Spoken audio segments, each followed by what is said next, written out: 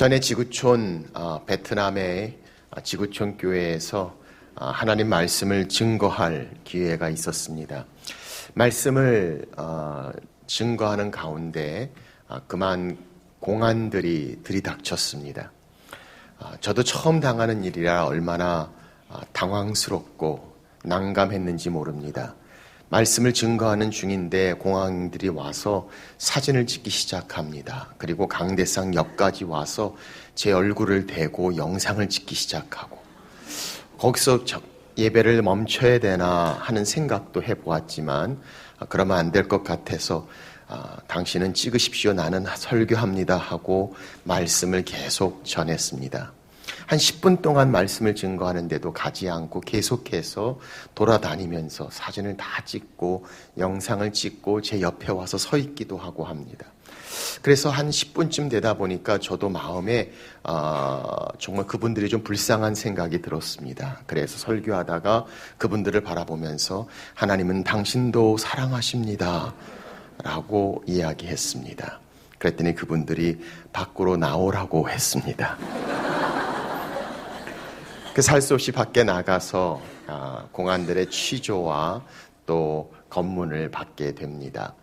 몇 시간 동안 얼마나 많은 질문을 집요하게 하는지 힘들고 어려운 시간을 갖게 되고, 그 다음날 또 공안 사무실에 가서 또 취조를 받는, 저도 처음 경험해보는 그런 시간들을 갖게 됩니다.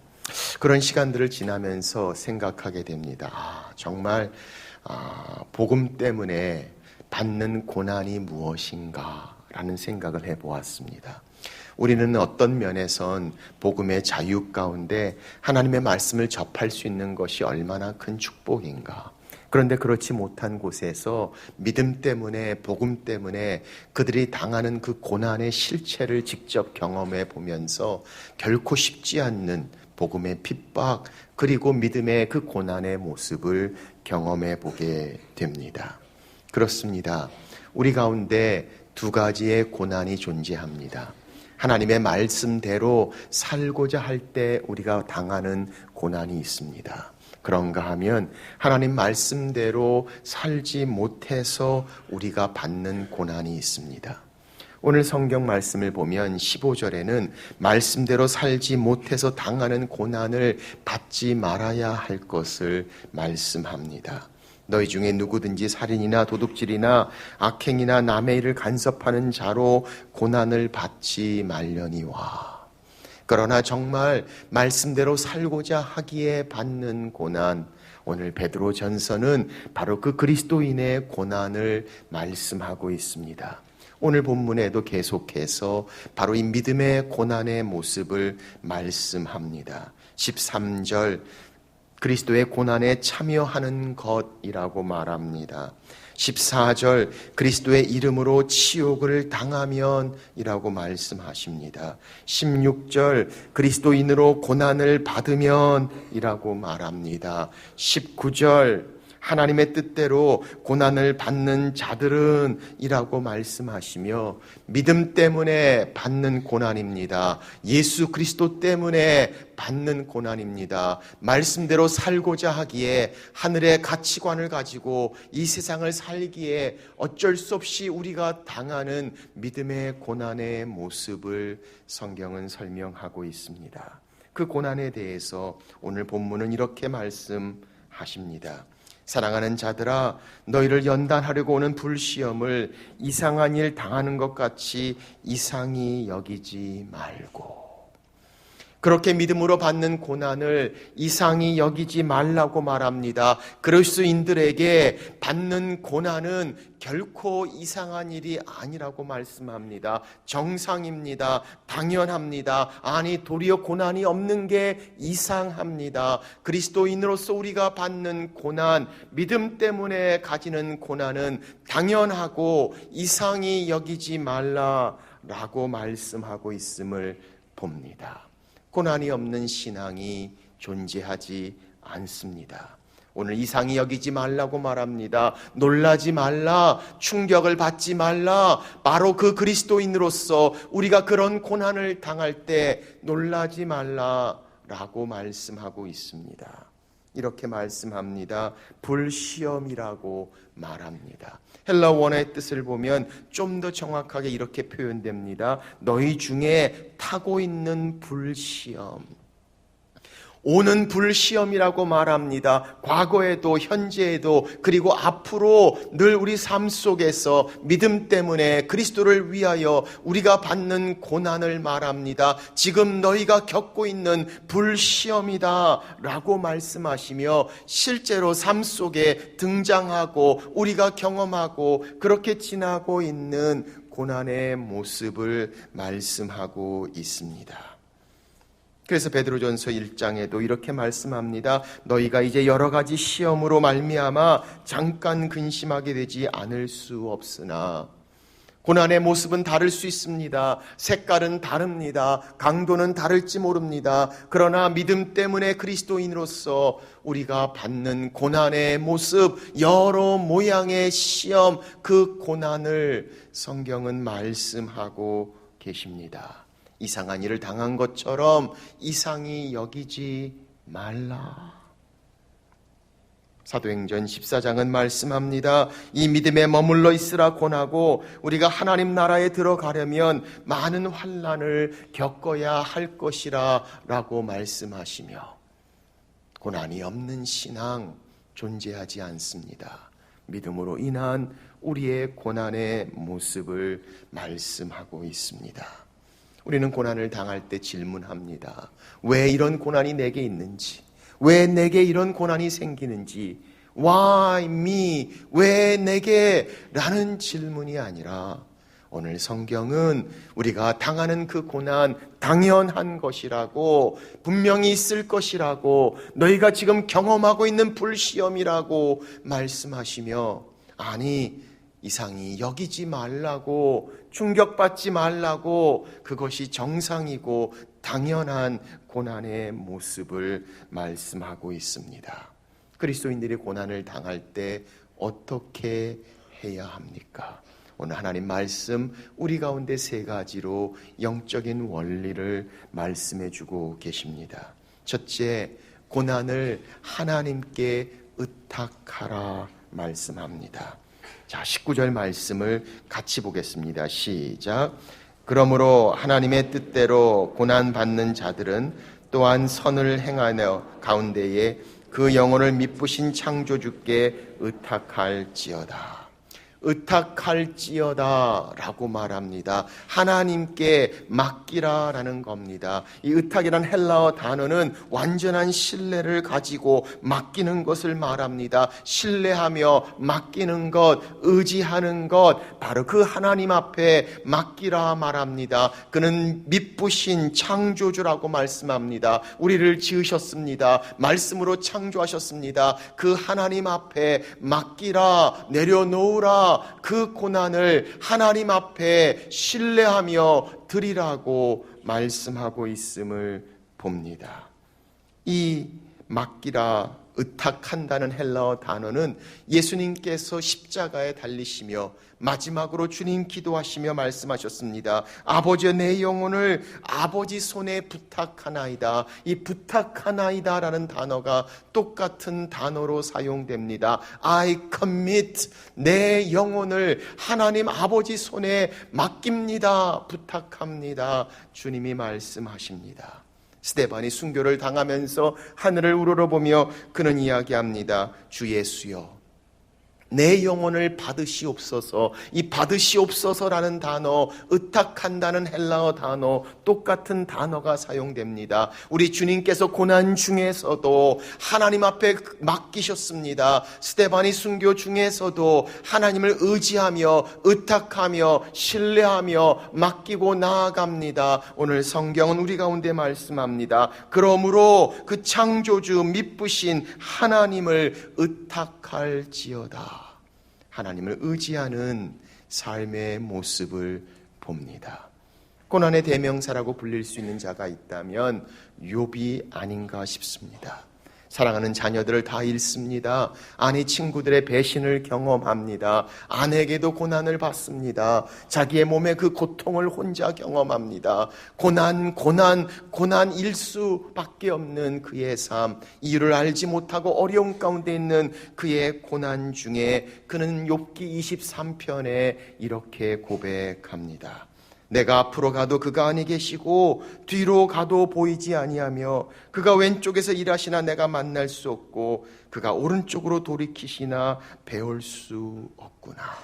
고난 중에 있다 보니 사면초가 앞뒤가 다 막힌 것 같습니다. 앞에 봐도 하나님이 계시지 않는 것 같습니다. 뒤에도 하나님이 계시지 않는 것 같습니다. 오른쪽에도 왼쪽에도 나 혼자 고난 가운데 힘들고 어렵게 있는 것 같은 것을 그는 고백합니다. 그러나 거기서 끝나지 않습니다. 그는 이렇게 말합니다. 그러나 내가 가는 길을 그가 아시나니 그가 나를 단련하신 후에는 내가 순금같이 되어 나오리라.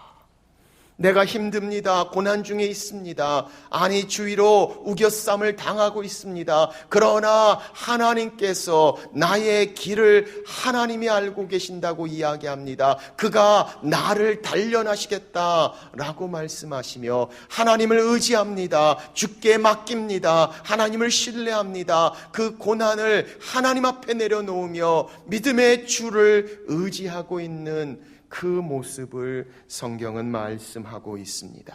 한 번 의탁하는 것으로 끝나지 않습니다. 내가 당하는 한 부분만 맡기는 것으로 말하지 않습니다. 지속적으로 모든 것들을 끊임없이 계속해서 미쁘신 창조주께 의탁하라, 맡기라 라고 말씀하시며 그 믿음의 주를 신뢰하고 고난을 당할 때 그 하나님 앞에 나가며 하나님을 의지하는 것을 말씀하고 있습니다.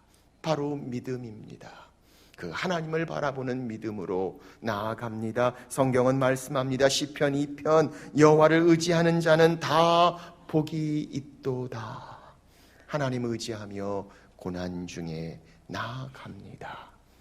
창조주 그 미쁘신 하나님을 의탁하라. 성경은 말씀하고 있습니다. 사랑하는 여러분, 그런 믿음의 고난 가운데 우리가 있습니까? 믿음의 주요 온전케 하시는 그 하나님 앞에 나오십시오. 의지하십시오. 신뢰하십시오. 하나님께 맡기십시오. 그 앞에 내려놓으십시오. 그 미쁘신 창조주 하나님께서 알고 계시고 인도하시고 우리 가운데 역사하십니다. 내가 짊어지는 것이 아니라 하나님께 맡기는 것, 여호와를 의탁하라. 고난을 당하는 성도의 모습을 봅니다. 두 번째, 성경은 우리 가운데 말씀합니다. 고난 기쁘게 여기라. 13절 말씀입니다. 오히려 너희가 그리스도의 고난에 참여하는 것으로 즐거워하라. 이는 그의 영광을 나타내실 때에 너희로 즐거워하고 기뻐하게 하려 함이라. 고난 기뻐할 수 없습니다. 고난 즐거워할 수가 없습니다. 그런데 성경은 즐거워하라 라고 말씀합니다. 기뻐하라 라고 말씀합니다. 힘들고 어려운 고난을 즐거워할 수 있다는 이유가 과연 무엇인가? 오늘 성경은 우리 가운데 말씀합니다. 이는 그의 영광을 나타내실 때에 너희로 즐거워하고 기뻐하게 하려 함이라 라고 말씀합니다. 고난으로 끝나는 것이 아니라고 말합니다. 고난 뒤에 오는 영광을 말씀하고 있습니다. 고난 중에 있습니까? 그 올 영광을 바라보십시오. 그의 영광이 나타나실 때에, 하나님의 영광이 임하시는 그때에 우리는 더 기뻐하며 즐거워할 것을 소망 중에 바라봅니다. 그러므로 지금의 당하는 고난을 기쁘게 여기라. 그래서 성경은 뭐라고 말씀합니까? 로마서 8장 우리가 그와 함께 영광을 받기 위하여 고난도 함께 받아야 할 것이라 생각하건대 현재의 고난은 장차 우리에게 나타날 영광과 비교할 수 없도다. 세상은 고난의 부재를 영광이라고 생각합니다. 세상은 고난을 대신하여 영광을 받으면 좋은 것이라고 이야기합니다. 그러나 하나님의 말씀은 고난을 통해서 주시는 하나님의 영광을 말씀하고 계십니다. 그의 영광이 임하는 그때에 우리는 주님 앞에 설 것입니다. 그 영광 중에 우리는 진정으로 승리자가 되신 하나님 앞에 기뻐하며 즐거워할 것이라고 말합니다. 그것을 소망 중에 바라보는 고난의 삶 기쁘게 여기라 라고 말씀하고 있음을 봅니다. 뿐만 아니라 14절 이렇게 말씀하고 계십니다. 너희가 그리스도의 이름으로 치욕을 당하면 복 있는 자로다. 영광의 영 곧 하나님의 영이 너희 위에 계심이라. 영광의 영, 하나님의 영이 너희 위에 계심이라 라고 말합니다. 계신다는 것은 resting upon you, 너희 위에, 너희 안에 하나님이 거하신다, 자리를 잡으셨다, 하나님의 임재하심을 말합니다. 성경은 우리 가운데 말씀합니다. 고난을 당하고 있는가? 그렇다면 장차 올 하나님의 영광을 소망 중에 바라보며 즐거워하라고 말씀합니다. 아니, 장차 올 영광뿐만이 아니라 하나님의 영광의 영이 이제 지금 now 우리 가운데 임하신다, 하나님의 임재를 말씀하고 계십니다.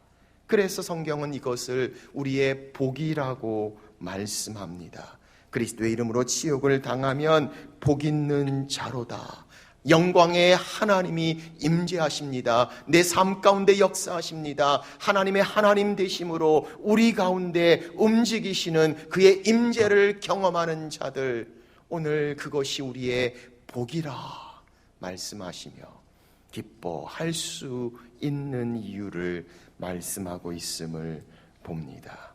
그래서 12절에도 이렇게 말씀하시는 것을 봅니다. 너희를 연단하려고 오는 불시험을 이상히 여기지 말라고. 그 불시험은 우리를 연단하기 위해서 온다라고 말합니다. 이 불은 막연히 타는 불이 아니라, 아니, 금속을 완전히 재련해서 불순물을 제거하기 위한 불, 연단을 위한 불이라고 말합니다. 연단을 위한 불시험이라고 말씀하고 있습니다. 1장 7절에도 이렇게 말씀합니다. 너희 믿음의 확실함은 불로 연단하여도 없어질 금보다 더 귀하다라고 말씀하시며, 우리가 당하는 불시험, 우리가 여전히 즐거워하고 기뻐할 수 있는 이유, 그것을 통해서 하나님의 임재가 있습니다. 우리를 연단하시는 하나님의 역사, 그 고난 중에 있음을 성경은 말씀하고 계십니다. 전에 저희 교육자들과 함께 광양 제철소를 방문한 적이 있습니다. 처음 가보는 제철소에 그 엄청난 규모의 고로 용광로에 시뻘건 그 쇠의 물들이 녹아져 버립니다. 1500도가 되어야 정확하게 모든 불순물들을 사라지게 할 수 있다고 합니다. 1500도 이상이 되어야 되는 그 뜨거운 용광로 속에 모든 철들이 깨끗해집니다. 그리고 물처럼 내려와서 네모난 직사각형을 이루며 그 철판 위를 지나가는 새빨간 철들의 모습을 봅니다. 바로 그 재련, 그 순수한 금속의 모습, 오늘 그 불시험, 우리를 연단하시는 불시험이기에 하나님의 임재 가운데 우리의 축복이 됨을 성경은 말씀하고 있습니다. 그러므로 야고보서도 말씀합니다. 형제들아, 너희가 여러 가지 시험을 당하거든 온전히 기쁘게 여기라. 이는 너희의 믿음의 시련이 인내를 만들어내는 줄 너희가 아니라. 그렇습니다. 즐거워할 수 없는 그때의 그 고난에 기뻐할 수 있는 것, 기쁘게 여길 수 있는 것, 바로 우리에게 임하실 하나님의 영광이 있습니다. 지금 우리에게 임재하시는 하나님의 영광이 있습니다. 우리를 연단하시는 하나님의 축복. 그러므로 고난 기쁘게 여기라. 힘들고 어렵습니까? 그 고난의 상황 가운데에서 견디기 어려운 그 고난의 모습 가운데 하나님 우리 가운데 말씀합니다. 하나님의 영광이 임하실 거라고. 그리고 하나님의 임재가 지금 그 영광 가운데 우리 가운데 역사하고 계심을 우리를 연단시키시고 당금질하여 순금처럼 하나님 앞에 서는 우리의 삶을 만드시는 하나님, 그 하나님 앞에 소망 중에 바라보는 고난 기쁘게 여기라. 성경은 말씀하고 계십니다. 하나님께 의지합니다. 주님께 맡깁니다. 그리고 기쁘게 여깁니다.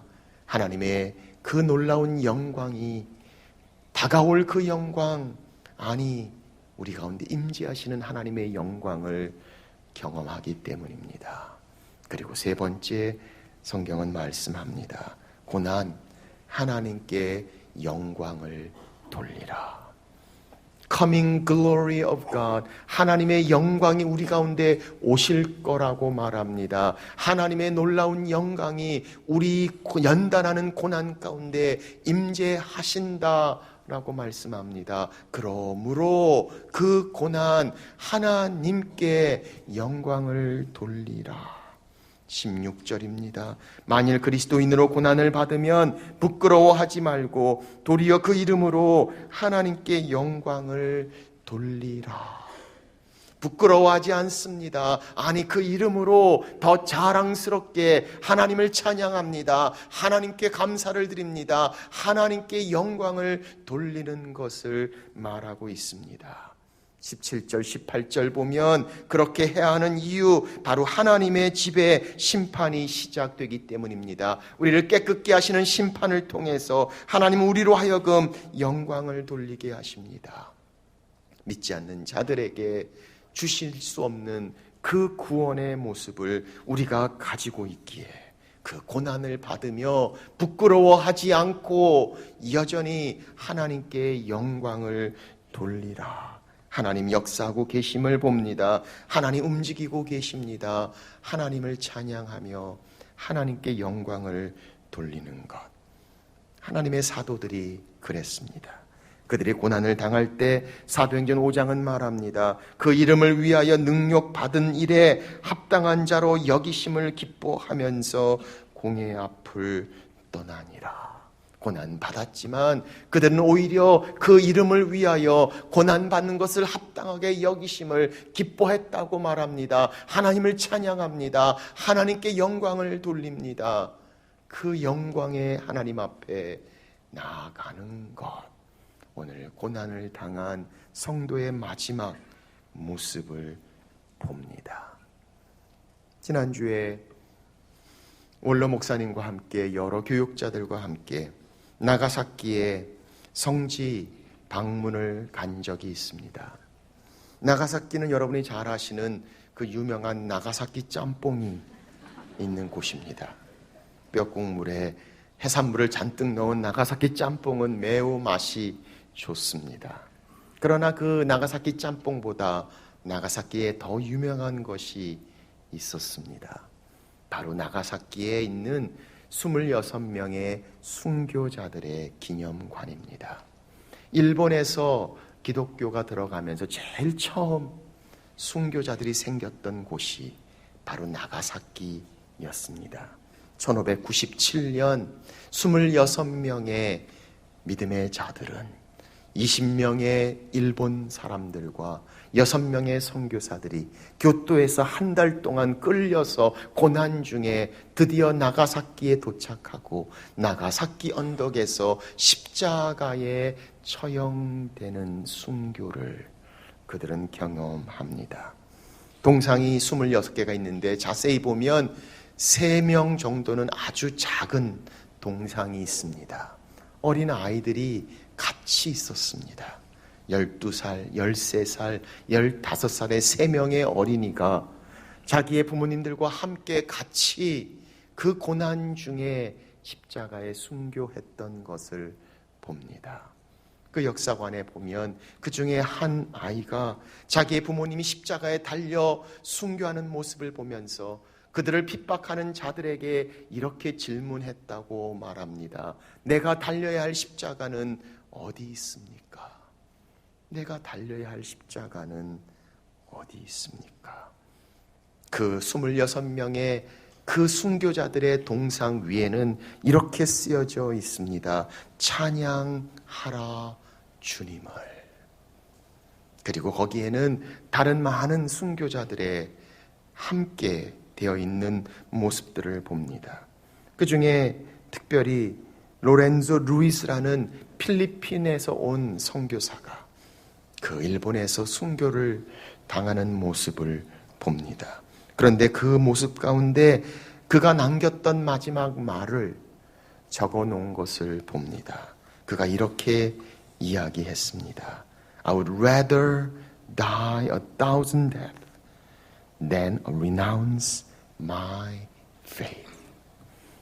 내가 내 믿음을 버리기보단 차라리 1,000번을 죽겠다. 내가 1,000번을 죽는다 할지라도 나는 내 믿음을 놓지 않겠다라고 이야기하며 순교의 길을 갔던 그의 삶을 봅니다.